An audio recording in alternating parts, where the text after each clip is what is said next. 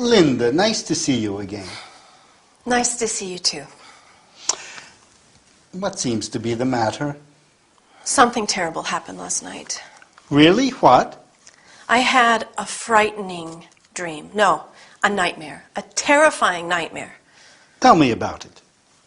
To start with, I was in my office. Yes, but what happened? There was...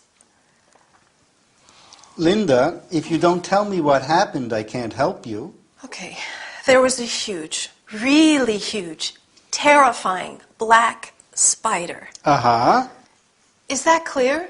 A huge S-P-I-D-E-R right on my desk.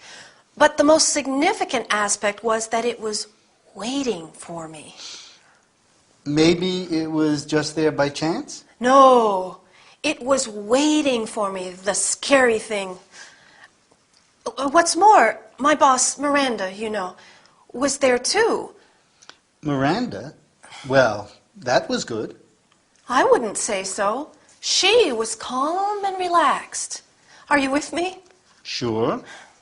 Perhaps I should mention that the spider, was on a very important document.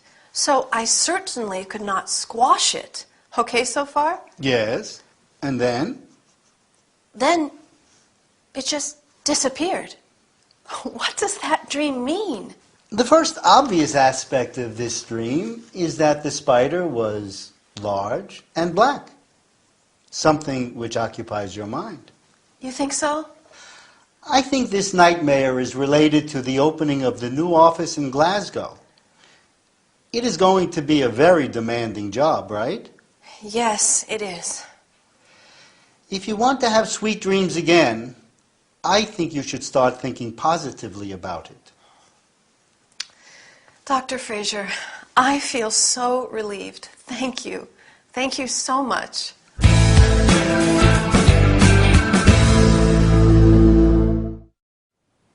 Hi, did you sleep well last night? I hope so, because I did not. And now I feel pretty exhausted. Sleeping well and having pleasant dreams puts us in a better mood the following day. Don't you agree? Today, we are going to learn how to describe an event, in this case, a dream, and to check if the interlocutor is listening to you. Linda is in Ray's office. She's there because she had a frightening dream. No, a nightmare. A terrifying nightmare.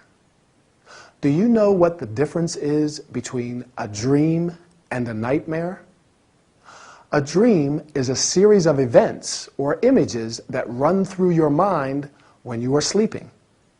A nightmare is still a dream, but is very upsetting and frightening one. Frightening means something that makes you feel afraid. Since Ray asks her to tell him about it, Linda starts to describe the dream. To start with, I was in my office. You can also say, to begin with. What was Linda scared of? A spider, right? And this spider was terrifying. Terrifying means very frightening or scary. Then she goes on adding more details. The most significant aspect was that it was on my desk. You can also say the most meaningful element or detail was. What's more, remember, Miranda was there too, and she was not scared of the spider. On the contrary, she was calm and relaxed. Then she adds, perhaps I should mention that the spider was, where was the spider? On a very important document. Definitely not the best place for a spider. Then the spider disappeared. Good on the spider. Instead of then, you can say after that, the spider disappeared. When you conclude a description, you may say, finally, eventually, and at the end. Luckily, Ray has a good piece of advice for Linda. So, finally, she will go back to having sweet dreams again. Notice that during the description of the nightmare, Linda checks if Ray is listening and understanding. First, she says, "Is that clear?" Then, "Are you with me?" And finally, "Okay so far?" I hope it's okay so far. Our lesson is over. See you soon. Bye.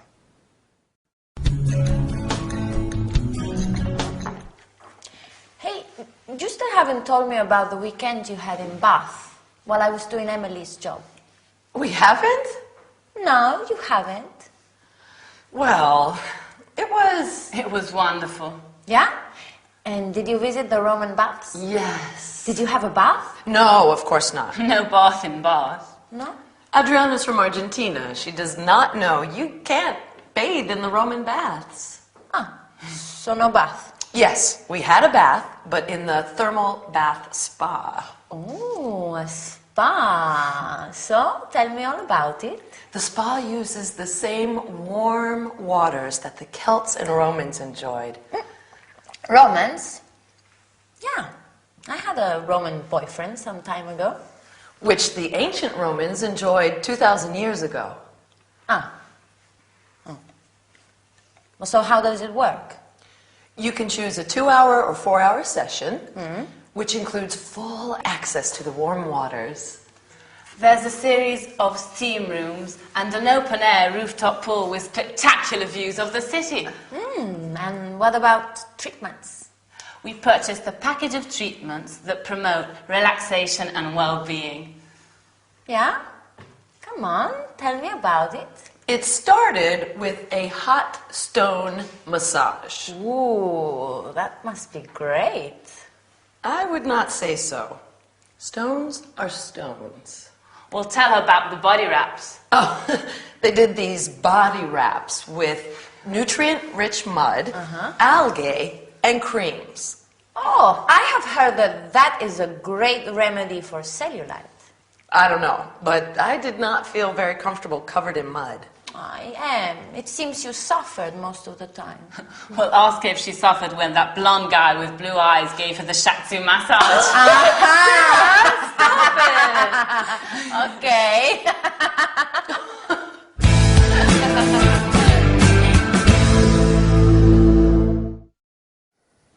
Hi, nice to see you again. Are you feeling tired? Do you need to relax? Well, today we are going to talk about something really pleasant. We are going to learn about terms and verbs related to a spa, including steam rooms, pools, massages, body wraps. Emily and Sarah spent a weekend in Bath, one of England's most beautiful towns to visit, famous for its Roman baths. Adriana was doing Emily's job at the coffee bar and now wants to know all about their weekend. Besides visiting the Roman baths, Sarah and Emily went to the Thermae bath spa. A spa is a place or resort with a mineral spring where you can get different kinds of body treatments. The bath spa uses the same warm water that the Celts and Romans enjoyed 2,000 years ago. Warm means at a comfortably high temperature. Along with warm water, there is a series of, what? Do you remember? Right, steam rooms. Steam rooms are rooms that can be filled with steam, in which people have saunas. There is also an open-air rooftop pool. That is a small pool on a rooftop. Great, don't you think? Sarah and Emily purchased a package of treatments. A package means an all-inclusive offer of different facilities or treatments. What do the treatments promote? Good. Relaxation, and well-being. Well-being is the state of feeling happy and fit. Emily has been given a hot stone massage. That must be great. A hot stone massage is a special massage that uses smooth, heated stones. There are many kinds of massages. Along with hot stone, shiatsu, and Thai massages, there are also back, foot, head massages. A massage is usually given by a therapist, that is, a person qualified to do it. Emily also got body wraps. Have you ever had a body wrap? Well, it consists of wrapping the body in hot cloths, plastic sheets, blankets, etc. In this case, they also used nutrient-rich mud. That is a mixture of earth and water, algae, plants that live in ponds, rivers, and the ocean, and creams. Well, after all this relaxation, I have to go. Bye, and see you soon for our next training session. Would you like something to drink? A cup of hot tea, please. Okay.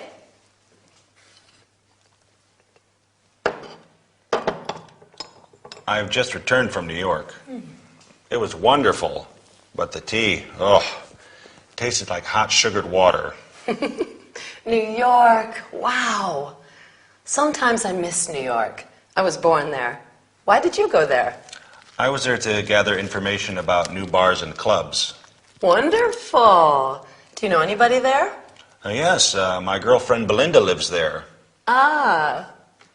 She wanted me to see everything, again. So we visited the Guggenheim Museum, the Metropolitan, but actually I'm from New York, so... Terrific. Yes, we also went to the MoMA and saw some incredible films by Salvador Dali, Walt Disney. Really unforgettable. I'm going to New York too. Really? When are you leaving? Next week. Are you going to stay there for long? 2 weeks. Where are you going to stay? In an hotel near Washington Square at the Greenwich Village. What are you planning to do? What a question. I am a hairdresser and I'm going to visit the world's top hairdressers to get new ideas. Good. Have you already organized everything? I wouldn't say so. I don't know why, but when I travel to New York, lots of things go wrong at the airport. Such as? My flight is never on schedule. The gate number is always wrong. My boarding pass is not valid. The last time, they lost my luggage. And I had to wait until the following day to retrieve it. What did you do in the meantime? What did I do? I had to sleep in my underwear, and I went to bed without even cleaning my teeth.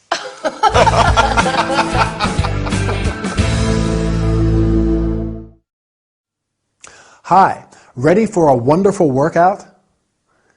Let me think. Have I got everything? I hope so, because today we are going to New York. We are going to learn how to ask about traveling plans, some terms related to airport situations. Frankie DJ and Mr. Little are at Emily's coffee bar. Frankie has just returned from New York, and Emily wants to know everything about his experience. She asks, "Why did you go there?" Frankie was there to gather information about, can you remember? Right, about new bars and clubs. When you travel, it's handy to know someone on the spot. So you can ask, do you know anybody there? Belinda, Frankie's girlfriend, lives there, and together they visited the most important museums. Mr. Little is about to go to New York too. So Emily asks him, when are you leaving? You can also say, when are you going there? Then she asks, are you going to stay there for long? You can also say, how long are you staying there? When you go somewhere, you need to find accommodation. That is, a place to stay. So you can ask, where are you going to stay? You may stay in a hotel, like Mr. Little, or in a B&B, bed and breakfast, a hostel, and so on. Finally, Emily wants to know what he is going to do there. What are you planning to do? As to be expected, Mr. Little will visit the world's top hairdressers. It seems he's got everything arranged, right? But he says he's always got some kind of problem at the airport. Can you remember what? His flight is never on schedule. On schedule means on time. So if it's not on schedule, it's early or late. The gate number is always wrong. The gate is where travelers board their aircraft. When you are at the airport, you hear announcements like this. All passengers leaving on flight G478, please proceed to gate 45. Then, once Mr. Little's boarding pass wasn't valid. The boarding pass, or boarding card, is a card that a passenger must have to board an aircraft. Finally, poor Mr. Little lost his luggage. Luggage refers to the suitcases, bags, etc., containing the possessions you take with you when you are traveling. Consequently, Mr. Little had to sleep in his underwear and could not even clean his teeth. By no means a pleasant situation, don't you agree? Well, time to go. See you next time for another workout together. Bye. Here's your drink, Thanks. and here's yours. Thank you. How much is that? No problem. That's on the house. Well, thank you then. I'm in a festive mood today. Great. We should be in a festive mood every day. I agree. In a few weeks, I am leaving for Australia. Wow. And I'd like to give a party before leaving. A party? Yes. I'm thinking of something special. What about a fancy dress party? That is a terrific idea. The theme could be pirates. Maybe Mr. Little, John, can help us with the costumes and makeup. Great idea. I would like to decorate the bar with banners and balloons. Sure. I know a place where they sell lots of party stuff. They can even personalize decorations. Fine. Frankie, maybe you could take care of the music? The music? Oh, sure. That's what Frankie's here for. You should decide where to place your musical equipment. I'd like the guests to have plenty of room to dance. Let me handle this. We could have an unforgettable celebration. We could even have a parade around the block. What do you think? A parade? Why not? Let's practice it now.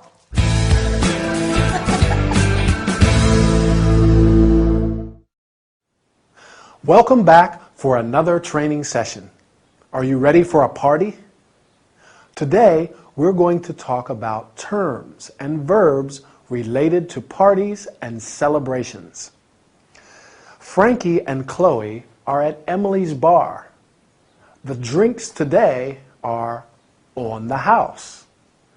When something is on the house, it is offered by a business, so you don't need to pay for it. How is Emily's mood today? Festive, right? She says, I'm in a festive mood today. Festive means joyful. Emily is going to leave for Australia and has decided to give a party. You can give, have, organize, and even throw a party. Other terms related to festive occasions include festivals, days or periods of celebration, sometimes for religious reasons, ceremonies, formal occasions, normally celebrating a particular event or anniversary. For example, a wedding ceremony, a graduation ceremony. Festivities, celebratory activities or events. For example, come in and join the festivities. Chloe proposes giving a fancy dress party. Do you know what that is? It's a party where everyone dresses up or disguises himself or herself as a particular type of character or thing. Can you think of other kinds of parties? Sure. A birthday party, a surprise party, a farewell party, even an all-night party. When you give a party, you have to think about decorations as well. Emily wants to decorate the bar with banners and balloons. Fine. A banner is a long strip of cloth or paper with a slogan or a design. Frankie will take care of the music.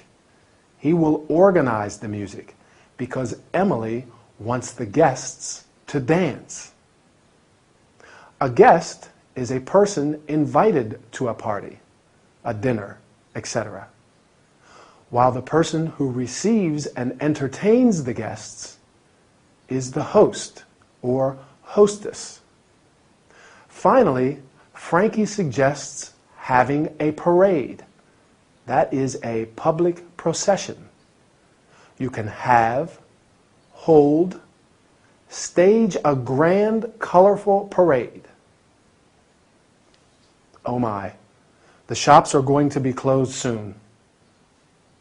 I have to go and find a nice jacket, or maybe a suit for the party. What do you think? Bye.